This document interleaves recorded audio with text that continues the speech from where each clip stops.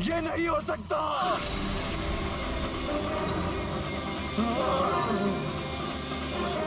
तो ये है तुम्हारा नियंत्रण लंकेश? विनाश के आगमन का संकेत है ये। बस माता बस,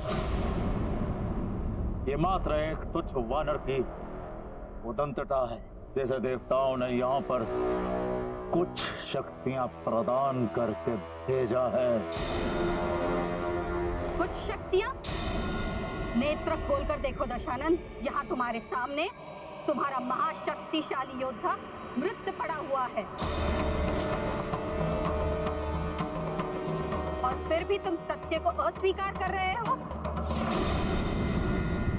जम्बूमाली महाशक्तिशाली था, किंतु युद्ध कौशल में निपुण योद्धा नहीं था। गृहस्थ,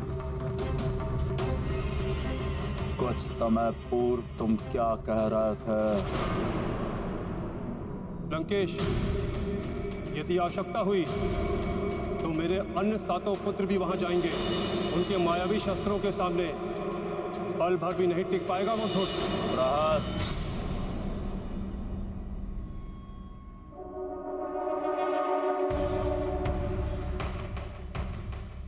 हाँ लंकेश, मेरे पुत्र, मेरे 7 पुत्र प्रतिशोध लेंगे अपनी भ्राता की मृत्यु का।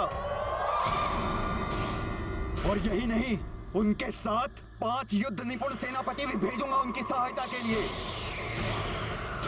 अब देखिएगा लंकेश, मेरे पुत्र जम्बूमाली के देह के समीप उस वानर का शव क्षत विक्षत होगा।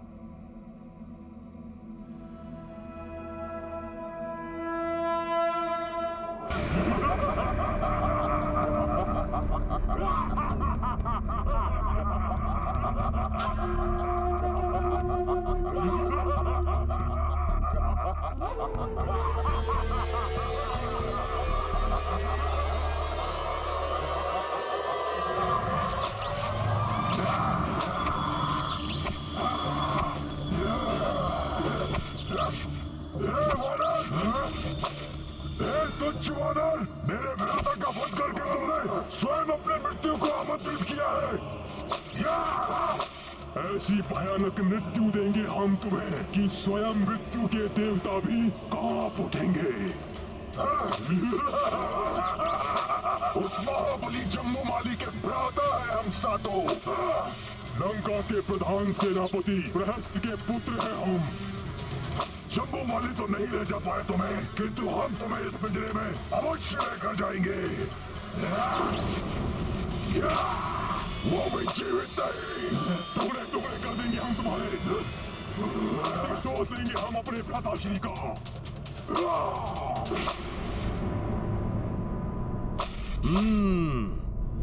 तो मेरी युक्ति सफल हो रही है। रावण अपने निपुण योद्धाओं को भेज रहा है, किंतु मुझे शीघ्र ही अपना उद्देश्य पूर्ण करके प्रभु श्री राम के पास लौटना होगा। उन्हें और माता सीता को अधिक प्रतीक्षा नहीं करा सकता मैं।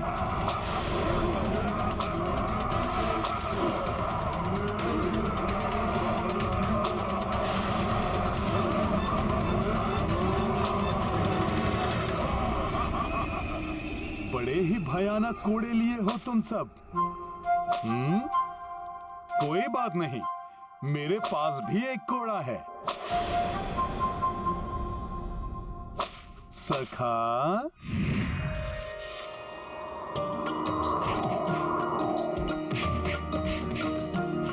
हो 7 युद्ध निपुण सेनानी,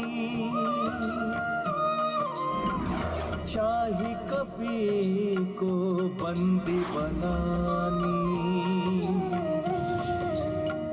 किंतु कौन शिवांश को बांधे। वज्र सो अंग गदल कांधे।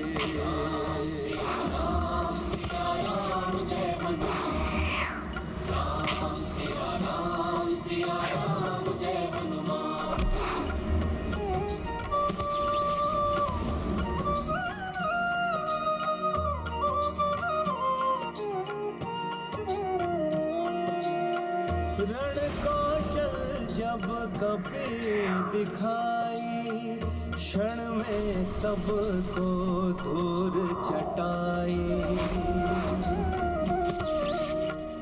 बंदी बनाने थे जो आए, हनुमत उनको ही बंदी बनाए।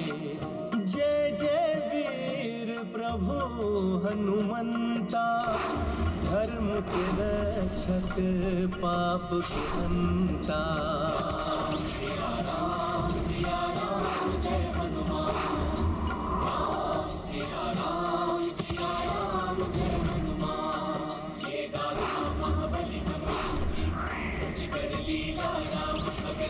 जय जय जय रघुनंदन राम, जय जय जय महाबली हनुमान। जय जय जय रघुनंदन राम, जय जय जय महाबली हनुमान। सखा,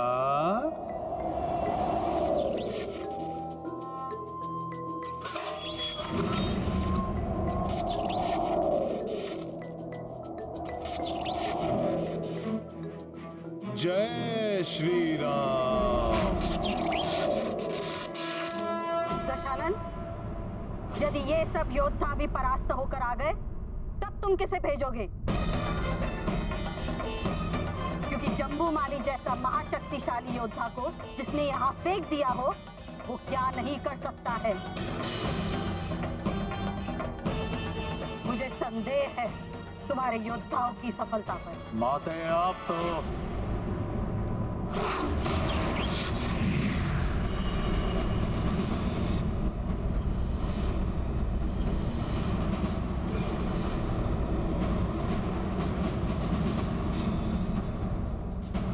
देख लिया रावण? अब बताओ, अब किसे मरने के लिए भेजना चाहोगे तुम?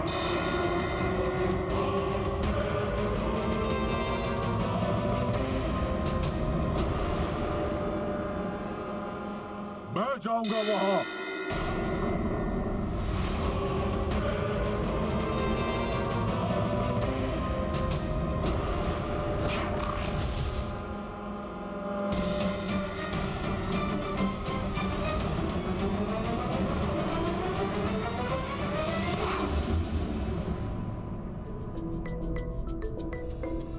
रावण, मुझे आशा है कि अब तुम अपनी सेना के और अधिक बलशाली और अधिक महत्वपूर्ण योद्धाओं को भेजोगे, और यही मैं चाहता हूं कि मैं तुम्हारे अधिक से अधिक योद्धाओं का संहार करके यहां से जाऊं, और जब तक मैं प्रभु श्री राम के साथ लौट कर ना आ जाऊं, तब तक तुम और तुम्हारी ये पूरी लंका नगरी हर पल हर घड़ी शंकित और भयभीत रहे। तो भेजो अपने और योद्धाओं को।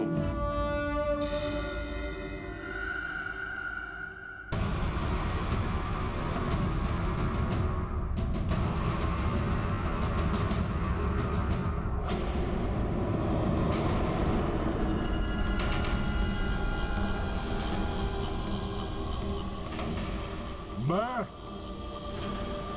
आपका कनिष्ठ पुत्र अक्ष कुमार, मैं वहां जाऊंगा उस धूर्त वानर को दंड देने के लिए।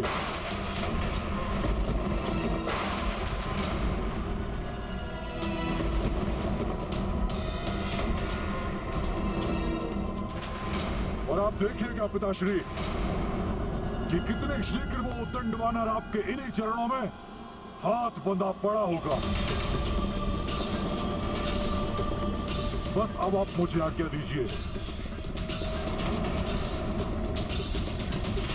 मेरी ये भुजाएं उस वानर को कठोर दंड देने के लिए तड़प रही हैं। रावण, तुम्हारे प्रहरी भट्ट मारे जा चुके हैं। सुभट किंकरों का नाश हो चुका है। अब भेजो किसी महाभट्ट को।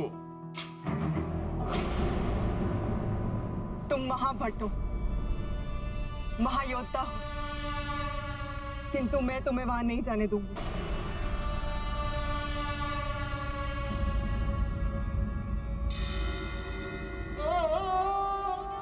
स्वामी, मैं आपसे विनती करती हूँ, मेरी बात मान लीजिए।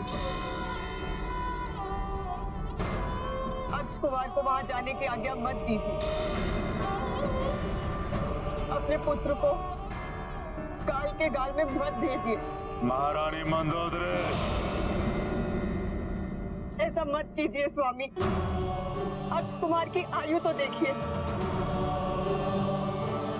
तरुणावस्था ने अभी इसके जीवन में आरंभ ही किया है। इसके जीवन की ज्योति उस वानर रूपी मृत्यु की आंधी को सहन नहीं कर पाएगी।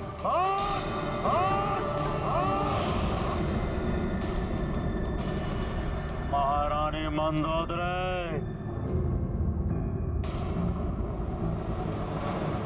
अनेक वीर रक्ष योद्धाओं को जन्म देने के पश्चात ही आप अपने पुत्र को कायरता का पाठ पढ़ा रही हैं। शोभा नहीं देता है आपको। ये हमारे पुत्र के मस्तक पर तिलक लगाइए और भेज दो अपने पुत्र को मृत्यु के मुख में। माते, ये क्या कह रही हैं आप? 3 लोगों पर रक्ष परचम फहराने का आपका वो स्वप्न इस प्रकार पूरा होगा? भला लंकेश की माता कब से भयभीत होने लग गई? जब से तुम्हारी दृष्टि में राक्षसों का हित गौड़ हो गया है और तुम्हारा निजी सुख सर्वप्रिय हो गया है। इसी का परिणाम है कि वो एक वानर, जो अवश्य ही सीता के पति का दूत है, तुम्हारे समक्ष एक चुनौती बनकर खड़ा हो गया है। वन वन भटकने वाला वो साधारण नर, उसकी सहायता भला ये महाबली मायावी वानर क्यों करेगा? उसे अवश्य ही देवताओं ने भेजा है। इसे बंदी बनाकर दंडित करना ही होगा।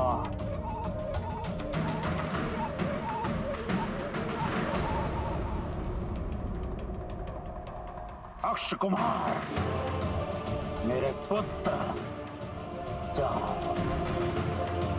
और जाकर उस धूर्त वानर को पेड़ियां बांध कर यहां लेकर आओ। ये तुम्हारे पिता का आदेश है, पिता का आदेश है।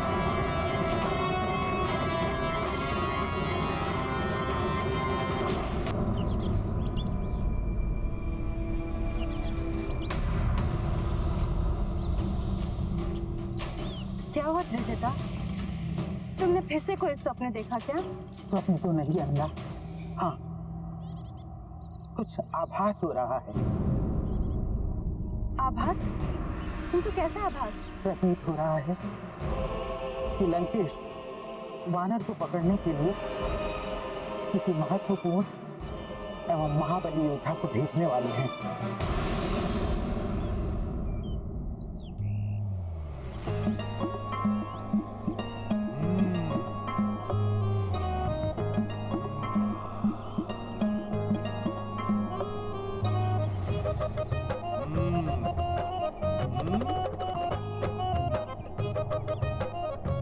जब तक कोई और महाभट योद्धा ना आए, तब तक क्यों ना इन रसीले फलों को खाकर मैं अपनी क्षुधा ही शांत कर लूं।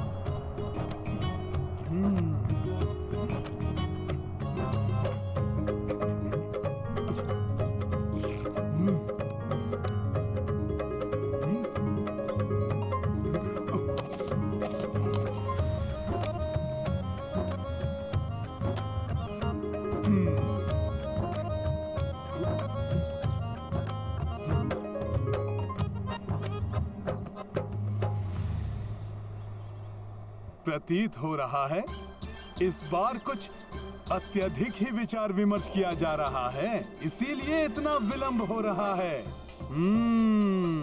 अच्छा है, कोई महाभट योद्धा आएगा तो युद्ध करने का भी कुछ आनंद आएगा। चाहे कोई भी योद्धा क्यों ना आ जाए, किंतु मुझे पूर्ण विश्वास है कि वो महाबली वानर उसे भी परास्त कर देगा। जैसे विकराल जम्बूमाली सेनापति प्रहस्त के 8 पुत्र और लंका के अनेकों सेनापति उस वानर के प्रहार के सामने धराशायी हो गए हैं। श्री रामदूत हनुमान यहाँ से जाने से पूर्व उस राक्षस राज रावण को मेरे स्वामी प्रभु श्री राम की शक्ति का आभास भली भांति करा देना चाहते हैं। जैसी आपकी आज्ञा होगी पिताश्री, वैसा ही होगा। आप देखिएगा कैसे मैं उस धूर्त वानर को बंदी बना के लंका की गलियों से घसीटते हुए, कोड़े मारते हुए आपके इन्हीं चरणों में लाके पटक दूंगा। और पूरी लंका ये देखेगी, यदि लंकेश के विरुद्ध कोई शीश उठाता है तो उनका ये पुत्र अक्ष कुमार उनकी क्या दुर्दशा करता है। वाह पुत्र अक्ष कुमार, वाह! देखा मंदोदरी, इसे कहते हैं महाबली पिता का महावीर पुत्र।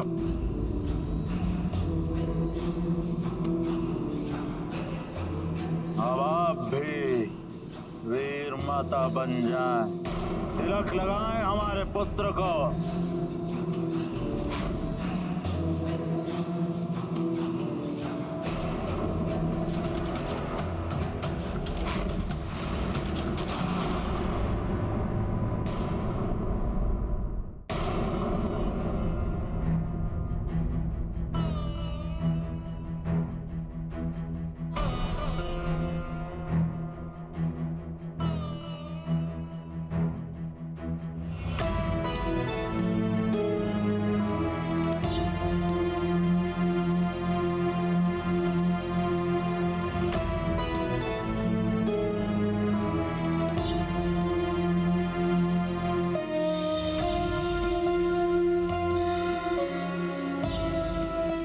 महारानी मंदोदरी,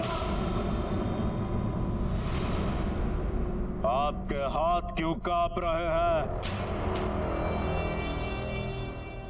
अपना मातृ धर्म निभाइए। लंका की महारानी, हमारी पटरानी, अपना कर्तव्य पूर्ण करिए, अन्यथा हम अभी के अभी आपको त्याग देंगे।